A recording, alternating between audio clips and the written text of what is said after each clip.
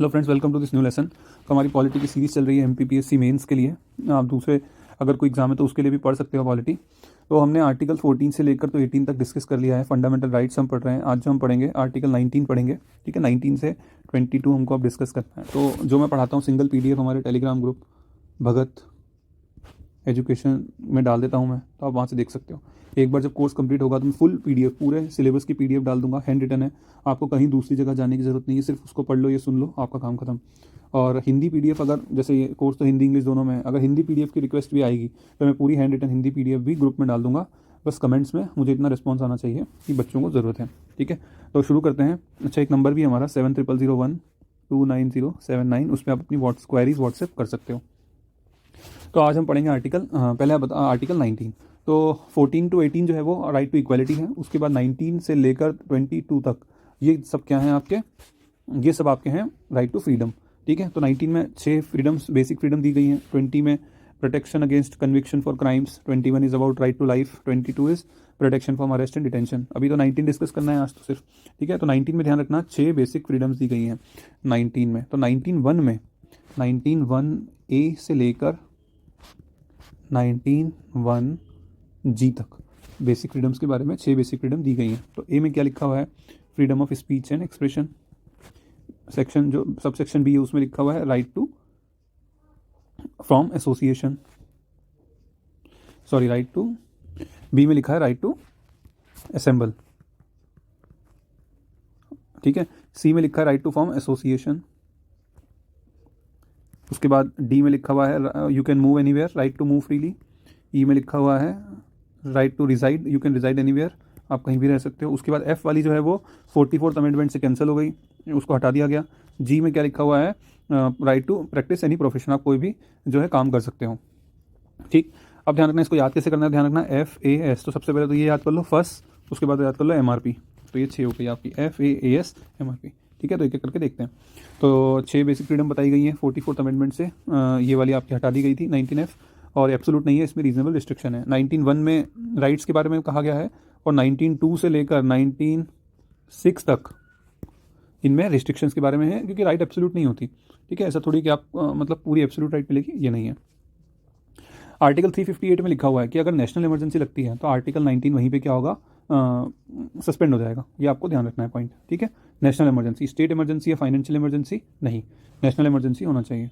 तो एक एक करके देखते हैं सारे सेक्शन। तो freedom of speech and expression, तो इसका मतलब क्या है कि आप अपने आइडियाज़ को एक्सप्रेस कर सकते हो किसी भी मीडियम से। ठीक है, बहुत सारे केस भी देखे होंगे आपने, लेकिन इसमें क्या है कि रिस्ट्रिक्शंस भी हैं। तो रिस्ट्रिक्शंस क्या है, unity and sovereignty of India.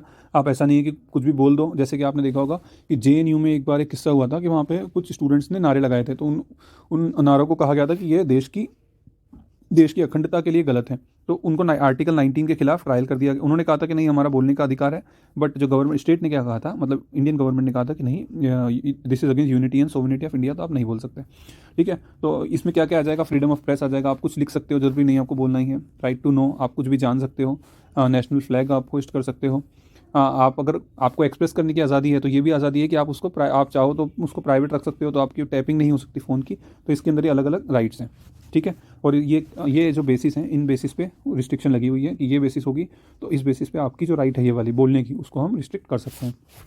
इसी तरह से 19B है राइट टू असेंबल पीसफुली, आप कहीं भी असेंबल हो सकते हो विदाउट आर्म्स। ठीक है, तो ये आपको क्या बोलता है, इंडियन सिटीजन्स को वो कोई भी कॉन्फ्रेंस कर सकते हैं, कोई मीटिंग कर सकते हैं, इस तरह से विदाउट आर्म्स। हाँ, हथियार नहीं होने चाहिए। रिस्ट्रिक्शन क्या है, तो रिस्ट्रिक्शन यही है आपकी कि पब्लिक ऑर्डर जो है वो डिस्टर्ब नहीं होना चाहिए। ठीक है, सोवरेनिटी, इंटीग्रिटी, ऐसा लगे आप असेंबल हो रहे हो और कंट्री के खिलाफ ही कुछ बातें कर रहे हो, कुछ ऐसा दंगा भड़काने का कुछ कर रहे हो, तो वो नहीं होगा। ओके, 19(1)(c), उसमें आप एसोसिएशन बना सकते हो। ठीक है, कोऑपरेटिव सोसाइटी बना सकते हो। तो अभी कोऑपरेटिव का तो जो 97th अमेंडमेंट हुआ था 2011 में, तो उसमें right to form cooperatives incorporate किया गया, पहले अलग से नहीं लिखा हुआ था। ओके, तो इसमें भी वही रिस्ट्रिक्शन है आपकी कि public order, morality, sovereignty and integrity of India, इन 3 आधार पे अगर ये डिस्टर्ब होंगे तो आपको ये जो आपकी कोऑपरेटिव यूनियन बनाने के लिए मना किया जा सकता है। ठीक है, आप ये जैसे मैं आर्टिकल पढ़ रहा हूँ, आप जब केस पढ़ेंगे, जैसे कोई भी केस होता है तो आप उसको ध्यान में रखें। जो एडिटोरियल होते हैं, संपादकीय होते हैं, उनको पढ़ें, तो उसमें आर्टिकल 19 का बहुत जिक्र होता है। ठीक है, जैसे कि एक बार एक कार्टूनिस्ट थे, उन कार्टूनिस्ट ने एक इमेज बनाई थी जिसमें कि उन्होंने करप्शन के अगेंस्ट बताया था। तो उन्होंने कहा था कि this is my right, right है, आर्टिकल 19 मेरा राइट है, मैं अपने आप को एक्सप्रेस कर सकता हूँ, बट वो गवर्नमेंट के अगेंस्ट था। तो बाद में उसको कोर्ट ने उसको सुना था, सुनवाई हुई थी। तो इस तरह से इश्यूज़ होते हैं, ठीक है। Right to move freely throughout the country, आप कहीं भी मूव कर सकते हो। इसमें भी रिस्ट्रिक्शंस हैं आर्टिकल 19(5) के अंडर। तो उसमें क्या है, जनरल पब्लिक, अगर मान के चलो किसी को बहुत, जैसे कोविड के टाइम आया था, तो कोविड के टाइम में जिसको कोविड है तो वो क्या मूव कर सकता है कि नहीं मूव कर सकता? Why? Because this is in the interest of general public. तो वो ये नहीं कह सकता कि आर्टिकल 19(1)(d) में मुझे तो फ्रीली मूव करने के लिए कहा गया है, मतलब मेरे पास राइट है, तो आप कैसे उसको हिंडर कर रहे हो? तो ऐसा नहीं हो सकता, ठीक है। तो ये रिस्ट्रिक्शन है।